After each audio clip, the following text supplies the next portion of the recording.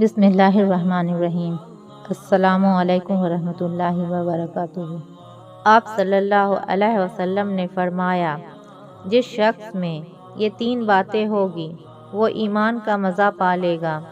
ایک یہ کہ وہ شخص جسے اللہ اور اس کا رسول ان کے ماں سوا سے زیادہ عزیز ہو، اور دوسرے یہ کہ جو کسی بندے سے محض اللہ ہی کے لیے محبت کرے، اور تیسری بات یہ کہ جسے اللہ نے کفر سے نجات دی ہو، پھر دوبارہ کفر اختیار کرنے کو وہ ایسا برا سمجھے جیسا آگ میں گر جانے کو برا جانتا ہے۔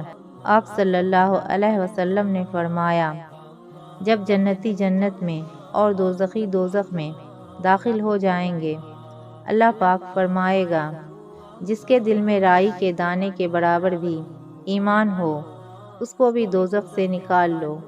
تب ایسے لوگ دوزخ سے نکال لیے جائیں گے اور وہ جل کر کوئلے کی طرح سیاہ ہو چکے ہوں گے، پھر زندگی کی نہر میں یا بارش کے پانی میں ڈالے جائیں گے۔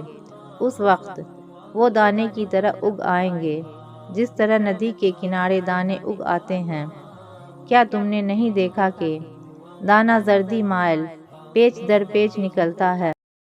ہدایت چھایا ہے، ہادی عالم آیا ہے۔